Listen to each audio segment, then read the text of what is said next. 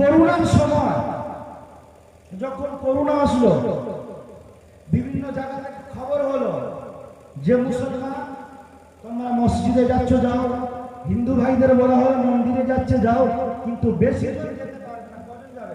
4-5 জন করে যাবে, নামাজ আদায় করে চলে আসবে। কিন্তু মুসলমান তখন জওয়ান যুবক ছেলেরা বলছে, হ্যাঁ আমাদের মসজিদ আমাদের মাথার ঘাম পায়ে ফেলা টাকা দিয়ে আমরা তৈরি করেছি, আমরা মসজিদে যাব না। করোনার সময় কিন্তু প্রথমে মসজিদে জায়গা দেওয়া যায়নি, গিয়েছিল? কারণ প্রথম করোনা মাঝখানে যে চুমো খাচ্ছিল, ও মনে মনে করছে যে কখন আমার আই লাভ ইউ বলে দেয় তার ঠিক নেই। মানে কিসের ভয় পড়ছে? আল্লাহর ভয় নয়, মোরার ভয় পড়ছে। নামাজ কিসের ভয় পড়ছে? মোরার ভয়। তো এই তো আমাদের অবস্থা। আর কিছু জন আমরা যারা নামাজ পড়ি, নামাজ তো নামাজের মতো হয় না। কারণ কোরআন বলছে ইন্নাস সালাতা তানহা আনিল ফাহশাই ওয়াল মুনকার, নিশ্চয়ই নামাজ তোমাকে খারাপ কাজ হতে বাঁচায়। 5 ওয়াক্ত নামাজ পড়ছে, ভাইয়ের হক মেরে খাচ্ছে, নামাজ হবে? হ্যাঁ, বাম্মার হক মেরে খাচ্ছে। 2 ভাই, একজন বাপকে নিয়েছে আর একজন মাকে নিয়েছে, হচ্ছে কি হচ্ছে না? বুড়ো বয়সেও বাম্মার এক জায়গায় থাকতে দেবে। তাহলে আমরা মুসলমান কোথায় নেমে গিয়েছি আর কোথায় আমরা আছি? আল্লাহ পাক বললেন, বান্দা তুমি নামাজ পড়ো, অবশ্যই নামাজ তোমাকে গুনার কাজ থেকে, খারাপ কাজ থেকে বাঁচাবে। আজ আমরা নামাজ পড়ছি কিন্তু গুনার কাজ থেকে, খারাপ কাজ থেকে বাঁচতে পারছি। কিসের কারণ? আমাদের নামাজটা নবীওয়ালা নামাজ, সাহাবাওয়ালা নামাজ আমাদের হয়।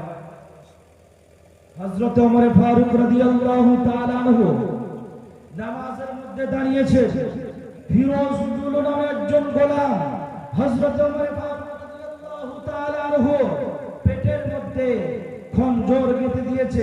হযরত ওমর ফারুক রাদিয়াল্লাহু তাআলা আনহু মসজিদের ভিতরে, মসজিদে নববীর ভিতরে নামাজের ইমামতি করছিলেন।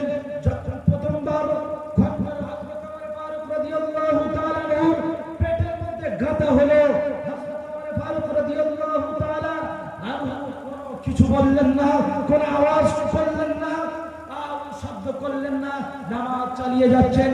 ফিরোজ দুলু আবার হযরত ওমর ফারুক রাদিয়াল্লাহু তাআলা আনহুর পেটের মধ্যে খঞ্জর গেঁথে দিয়েছে, দিয়ে খঞ্জরটাকে ঘুরিয়ে দিয়েছে। হযরত ওমর ফারুক রাদিয়াল্লাহু তাআলা আনহু নামাজকে ধরে রাখতে পারলেন না, পিছন থেকে একটা সাহাবাকে নিয়ে সামনের দিকে করে দিলেন। আমার বলার উদ্দেশ্য হলো এটাই, হযরত ওমর ফারুক রাদিয়াল্লাহু তাআলা আনহু খঞ্জর যখন মারলো তখন নামাজ ছেড়ে দিতে পারতেন, নামাজ ছেড়ে দিয়ে হাল্লা করতে পারতেন, চিল্লাতে পারতেন যে কেউ আমার উপরে আক্রমণ করেছে, কিন্তু না, নামাজ ছাড়েনি। তখন নামাজের মধ্যে দাঁড়িয়েছিলেন হযরত ওমর ফারুক রাদিয়াল্লাহু তাআলা আনহু। দ্বিতীয়বারে যখন পারলেন না, দ্বিতীয়বারে পিছন থেকে একজনকে দাঁড় করিয়ে দিলেন। আর আজ আমাদের মসজিদে আমরা যখন নামাজ পড়ি, যদি একটা মশা বসেছে, এমন জোশে তাকে মারি, মসজিদের সমস্ত মুসল্লি সে আওয়াজ শুনতে পায়, পায় কি পায় না? হযরত আলী রাদিয়াল্লাহু তাআলা আনহু নামাজের ভিতরে দাঁড়িয়েছে, হযরত আলী রাদিয়াল্লাহু তাআলা আনহু পা থেকে তীর টেনে বার করে নেওয়া হয়েছে। হযরত আলী রাদিয়াল্লাহু তাআলা আনহু শেরে খোদা ছাড়া পায়নি যে আমার পা থেকে তীর বার করে নেওয়া হয়েছে। পেয়েছে? ঘটনা লম্বা, সবাই জানি, তাই বলছি না, হালকা কাজ করলাম। তাহলে আমাদের নামাজ কেমন নামাজ হচ্ছে দেখুন। আমি নামাজ পড়ছি, নামাজ পড়ে আমার মা বাপের হক, পিতা মাতার হক আমি আপনি মেরে খাচ্ছি। কিয়ামতের দিন হিসাব দিতে হবে না? কিয়ামতের দিন মরতে হবে না? আজ আমি আপনি মানুষের হক মেরে খাচ্ছি, আর মারা যাওয়ার পরে আমার আপনার সন্তান, আমার আপনার খাটুয়ার ধারে, মাথার ধারে গিয়ে বলছে যে আমার আব্বা যার যত বাঁশ দিয়ে রেখেছে মাফ করে দেবে। বলে কি বলে না? মাফ হবে তো?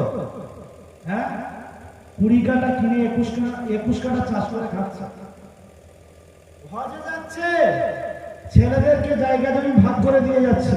কটা মেয়ে আছে, মেয়ের মাথায় হাত বুইলে দিচ্ছে, বলে বাবা তো হজে চলে যাচ্ছি, জায়গাগুলো তোর ভাইদের দিয়ে দিয়েছি, তোদের জন্য দোয়া করবো। ভাবনারা হচ্ছে কি হচ্ছে না? সমাজে আছে কি নেই? একটু জোশে আওয়াজ করো। অসুবিধা হচ্ছে কি? হ্যাঁ, তাহলে আওয়াজ করে একটু বলুন। এমন হচ্ছে তো? কিয়ামতের দিন কিন্তু আপনার হিসাব দিতে হবে।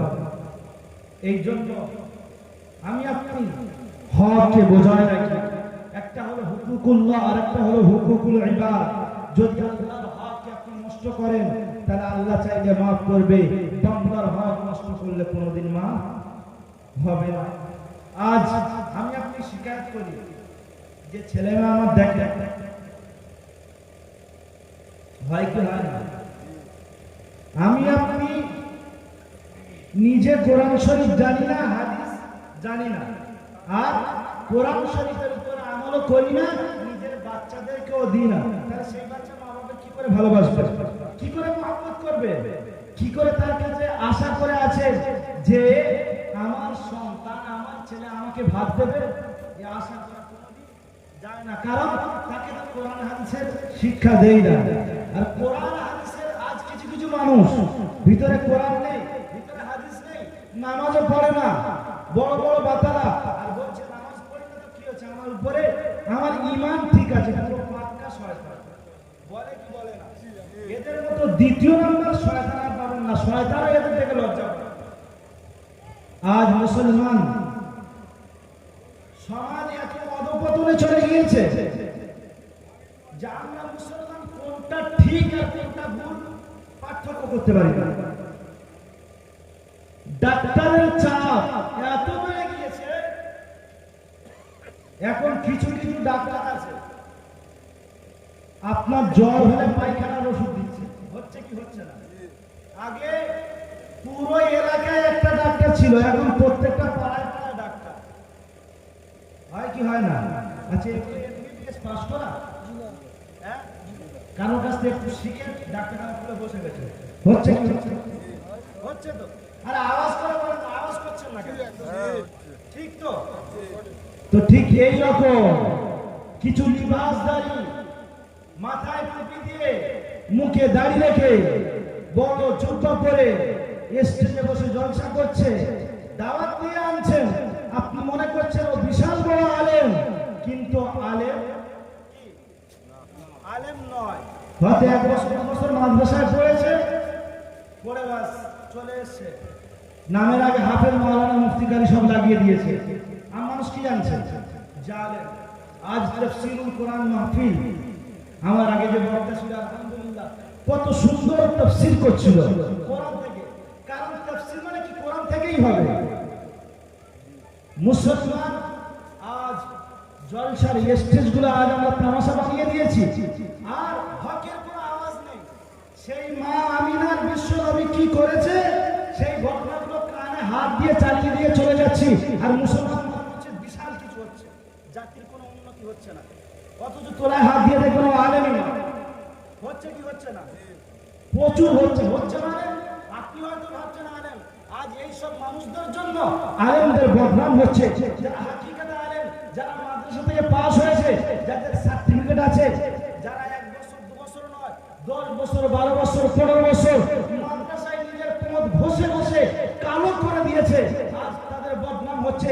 জাতি এই রকম কিছু মানুষের জন্য, যারা কোরআন জানে না, যারা হাদিস জানে না, যারা কোনো কিছুই জানে না, আজ মানুষের সামনে আসছে, গল্প বলে চলে যাচ্ছে, আর মানুষ মনে করছে যে বিশাল কিছু হচ্ছে।